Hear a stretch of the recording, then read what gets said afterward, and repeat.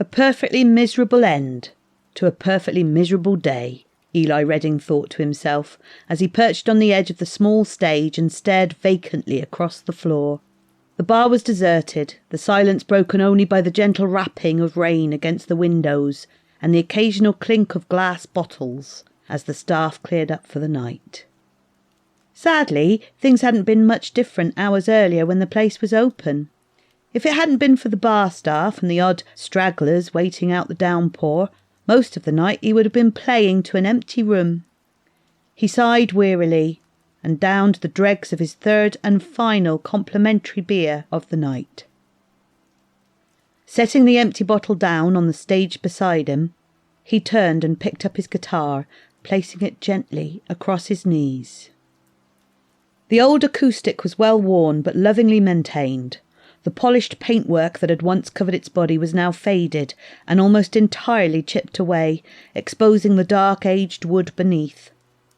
In stark contrast, the brand-new nickel strings sparkled as Eli lazily drew his hand across them. He smiled to himself as the bright tone echoed across the empty room. "We'll have better luck next time, old girl," he said, patting the instrument reassuringly before reverently laying it in its case. "So you're still talking to that thing, then?" Eli closed the latches with a metallic snap and looked up at the barman approaching him. "Let's be fair, Will," he replied with a grin. "I'm not going to get intelligent conversation anywhere else around here, am I?" "Well, for what it's worth, I think you make a beautiful couple," Will said. He looked down at the guitar case and back to Eli, his brow creasing with mock concern. "Bit worried about what your children will look like, though." Eli snorted in amusement and started pulling on his coat as Will fished a crumpled wad of cash out of his pocket. "Here you go," Will said, counting a handful of notes and offering them to Eli. The musician frowned as he reached up to take the money. "Is that it?" he said with an incredulous tone. "Sorry," Will replied with an apologetic shrug. "I wish it was more, but you saw how it was tonight." "Yeah, I know. But come on, Will, I've got rent due in the morning." "Sorry, Eli. I don't know what to tell you. We're making a loss as it is." Eli despondently thumbed through his meagre payment, at least 50 quid less than he'd hoped for. Will was right, of course. After the night they'd had, he'd been expecting this. But it didn't make it sting any less. "Guess it's been kind of a shitty night for all of us then," Eli sighed, defeated. Will slapped a reassuring hand on his shoulder in response. "Come on, I'll buy you a drink before you head home," the barman said. "Thanks," Eli replied. Picking up his guitar case, he cast an eye to the full-length windows lining the bar's front wall. "It looks like the rain's let up for a minute. I should be heading off while I've got the chance." "OK, well, if you're sure," Will said in response. "Well, I guess I'll finish getting this place locked up then." And Eli nodded wordlessly as Will turned and headed back towards the bar. Glancing once more at the meagre few notes in his hand, he shoved the money into his pocket and made his way to the door. "Well, that's what I get for agreeing to a cut of the bar take," he cursed to himself as he fumbled the door open with his one free hand and headed out into the night. The rain had slowed to little more than a fine mist as Eli left the Cherry Tree pub and stepped out onto Ludlow Road. It had long gone midnight and the streets were deserted, their wet cobbles sparkling in the light of the sodium lamps lining the road.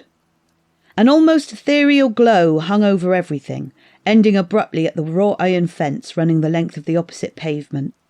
Beyond that, Jubilee Green was an ocean of shadows, pinpricked by the sporadic glint of street lights on the far side of the park.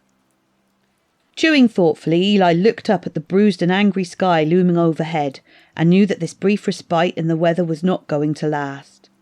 He huddled back into the bar's doorway and considered his options. From here, it was a good 15-minute walk along Ludlow Road and then down Rockford Road before he was home. He had no faith that the weather would hold that long, and although a little rain never bothered him, his guitar case wasn't waterproof. His eyes came to rest on the open gates of the Green. He'd walked that way thousands of times before. Besides, how dark could it be? Less than 5 minutes to cut across the park, and then he'd be home and dry. He crossed the street and looked through the gate, seeing nothing but perfect blackness beyond.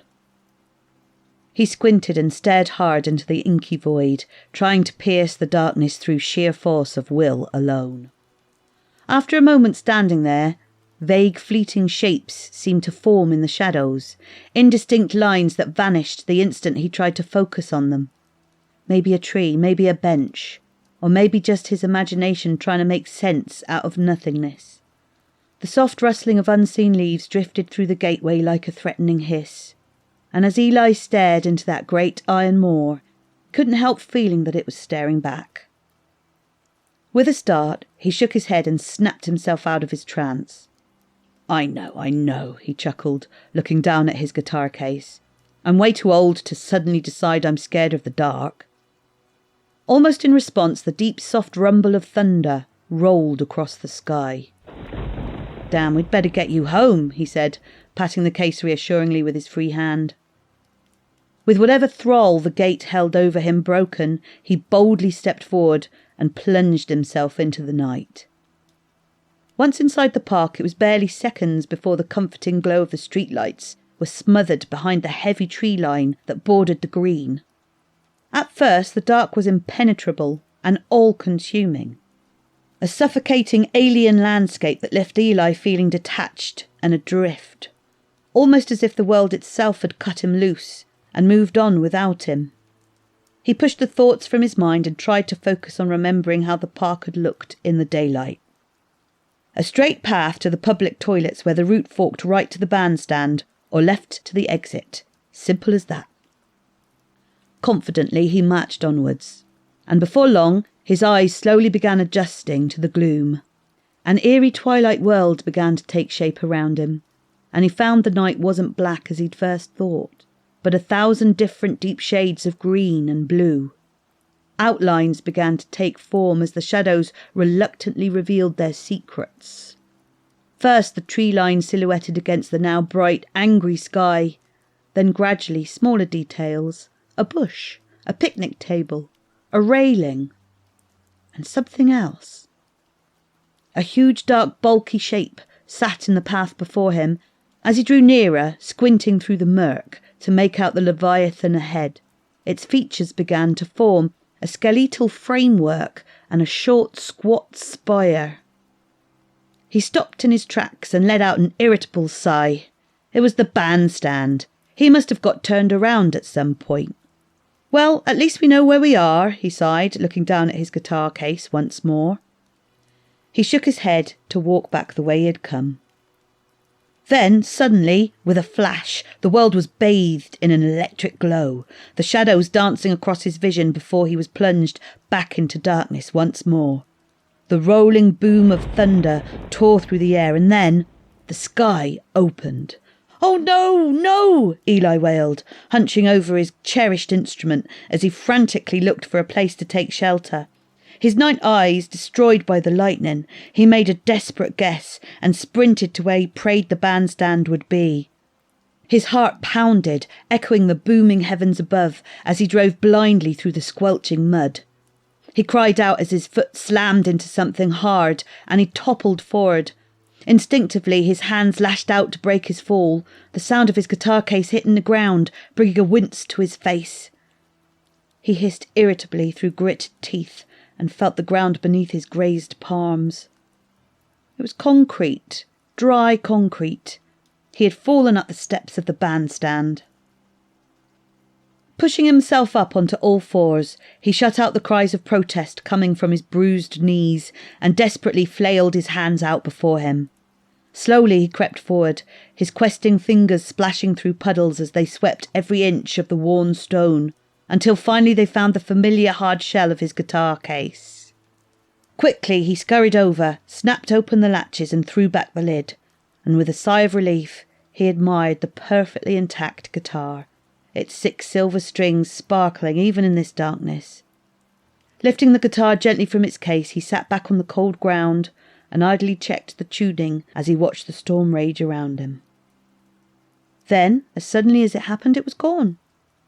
With nature's wrath spent, the flashes vanished from the sky, and the thunder receded to a soft and distant rumble. It was still raining way too hard to walk home, but now that the assault on his senses had passed, Eli could adjust to his surroundings once more. It was quite peaceful, really, he thought to himself, as he gazed blankly through the downpour and across the shadowy landscape. As he listened to the soft patter of the rain, his nimble fingers plucked casually at the strings, matching the rhythm. Slowly a simple melody began to form, and he smiled at the thought of playing a duet with nature itself. "That's a beautiful instrument you have there." The voice was soft and well-spoken, seemingly distant, yet at the same time right behind him. Startled, Eli darted round and stared back into the gloomy depths of the bandstand. "Hello?" he said, his voice echoing off the vaulted iron roof. "Hello," the shadows replied. Eli took a step forward, his shoes splashing through unseen puddles on the stone floor. His eyes slowly traced the outline of the low metal railing running the structure's perimeter, finally coming to rest at a figure sat on a small bench to the rear of the stage. He was a slim, well-dressed man.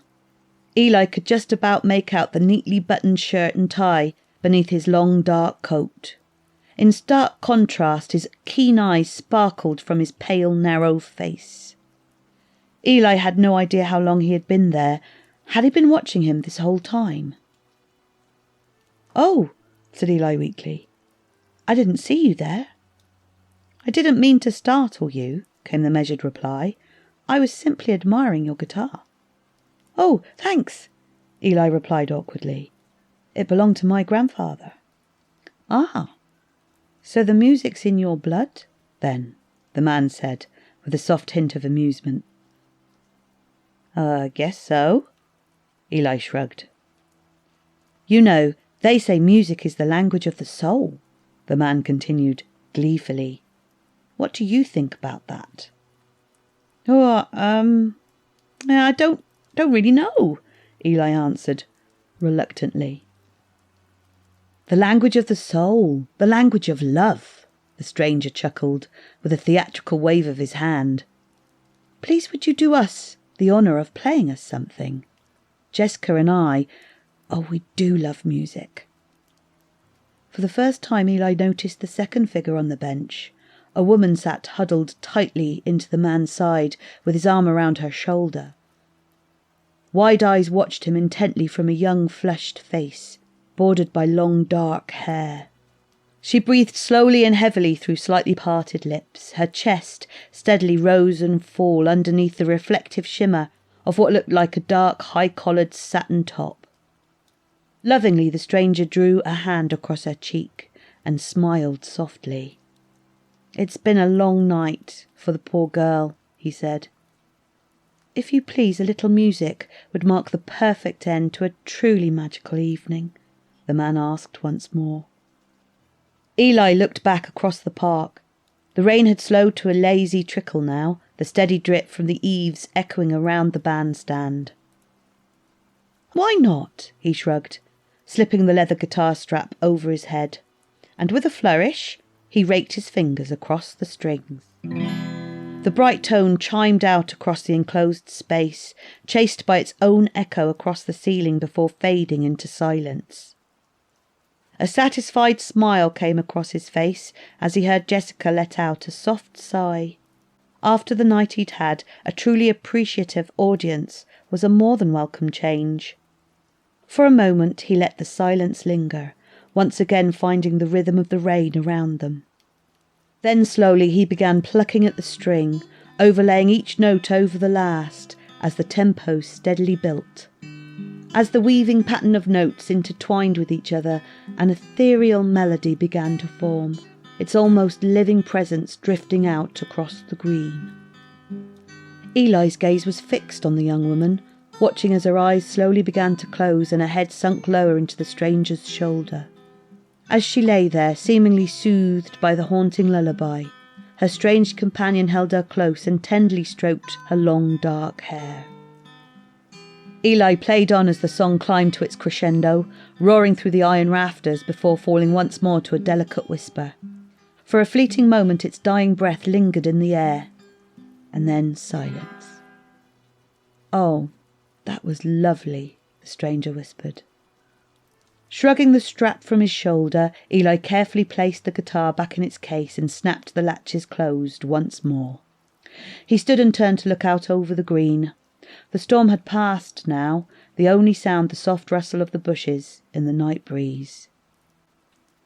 "Looks like the rain's stopped," Eli said, turning back to the seated couple. "I guess it's time I was going." "I think we're going to wait here a little while longer," the man replied, slowly reaching a hand out towards Eli. "Here, a little token of our appreciation." Hesitantly, Eli eyed the folded bill held between the man's slender fingers. For a brief moment he considered refusing the stranger's charity, but after the miserable night he'd had, he knew he couldn't really say no. Cautiously he reached out and took the crumpled, damp note and shoved it in his pocket before idly wiping his hand on the front of his shirt.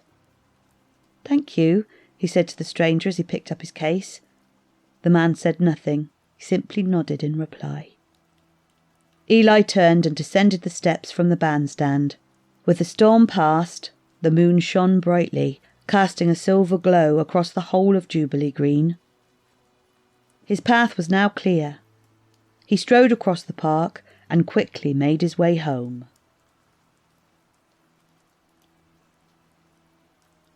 Midday had come and gone when Eli was woken by the loud pounding on his door. With a frustrated groan, he sat himself up on the sofa that he had passed out on and drew his hands across his face. All right, he grumbled, "I'm coming." Grimacing, he massaged the back of his cramped neck and pushed himself onto his feet. "Rent day, Redding," a muffled voice boomed from beyond the door. "I know," Eli muttered testily. Stumbling across the small flat, he snatched up the handful of notes he'd discarded on the dresser top the night before and threw open the door.